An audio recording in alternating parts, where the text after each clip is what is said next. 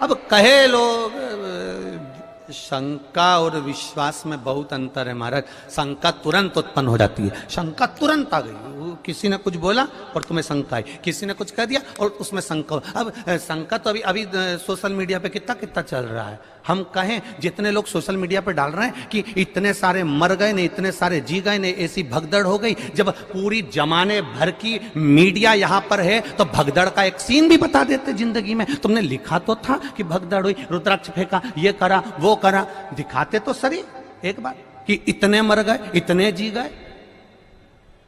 कभी विचार, यहां आप भी बैठे हो, थे कि नहीं थे 15 तारीख को? बोलो, जम के बोलो, थे ना?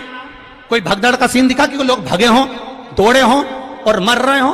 कहीं दिखा हो तो बताना, दोनों हाथ उठाकर बताना एक बार कि दिखा हो तो बताना, कहीं नजर आया हो। अब किसी को हार्ट अटैक हो गया तो कह दिया भगदड़ हो गई। महाराज, उसके शरीर पर किसी का एक जूता पड़ा हुआ दिखा हो, किसी का पांव पड़ा हुआ दिखा हो, किसी को खरोच आती हुई दिखी हो तो जरूर बताना। यह महादेव की धाम है, इसको बदनाम करने का प्रयास मत करिए।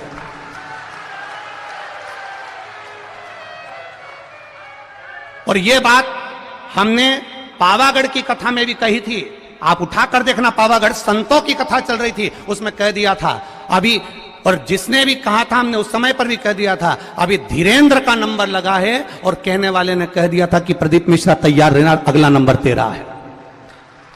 तो ये तो सनातन धर्म के द्रोही हैं, द्रोही।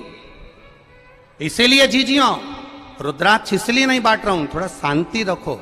और ये बात हमने सीहोर के भी बजरंग दल के वो जगदीश कुशवाहा जी को भी हमने कही थी नदी चौराहे पर गाड़ी रोककर कि मेरा मन कर रहा है अब की बार जगदीश भैया कि अंदर जो भी कथा सुनने के लिए आए उसको गौशाला का गौमूत्र का छींटा दिया जाए, जिससे मालूम तो पड़ जाए कि मेरा सनातनी आया है, मेरा सनातनी आया है, मुझे मालूम पड़ना चाहिए। पर उन्होंने कहा गुरुजी इतने सारे लोगों पर अपन गौमूत्र छीटेंगे, किसी को बुरा हमने कहा सनातनी होगा तो काय का बुरा लगेगा, क्यों बुरा लगेगा? ये सब सनातन धर्म के द्रोही हैं कहीं ना कहीं। बस उनको तो किसी ना किसी रूप में कोई ना कोई बवाल मचाकर ये रुद्राक्ष महोत्सव कैसे भी कैंसिल कराने के लिए तत्परता थी इनकी, और इन्होंने पहले सोच कर रखा था। उसका विचार नहीं करना हमको। कथा सुनो, कथा का स्मरण करो और बाबा पर विश्वास रखो। मेरा भरोसा, मेरा विश्वास कहता है मेरे बाबा के दरवाजे से खाली नहीं जाओगे। 3 महीने में वो बुलाएगा और तुम फिर लेकर जाओगे। क्यों रुद्राक्ष रोका उसने? रुद्राक्ष अगर देने से रोका है तो सोच कर रोका होगा मेरे महादेव ने, किसी कारण से रोका होगा मेरे महादेव ने। क्या जोरदार लाइन चल रही थी। एक एक सीसीटीवी कैमरे की, पूरे ग्राउंड के अंदर 162 कैमरे लगे हुए हैं।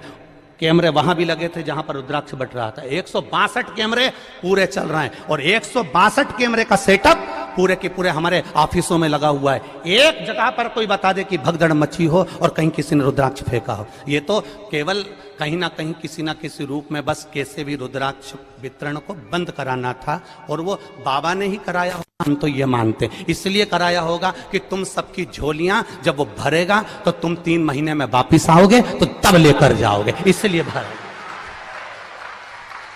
और आज भी कमी नहीं रखी।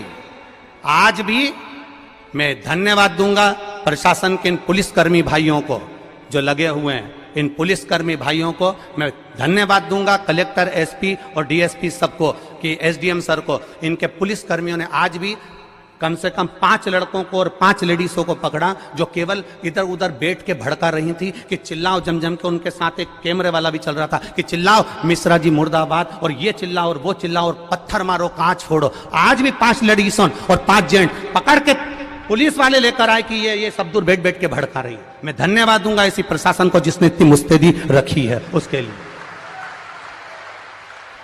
और समझने वाले नहीं समझ पा रहे कि कितना विरोध करने वाले लगे होंगे, कितनी चाल चल रहे होंगे। जरा विचार करिएगा एक बार।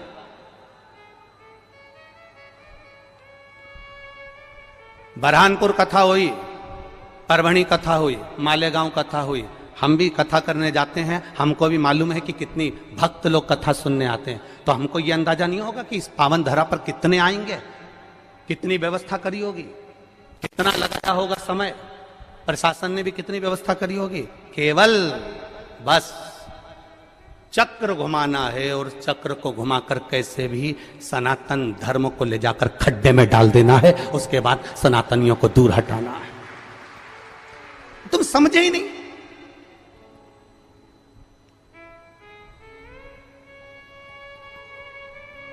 समझे?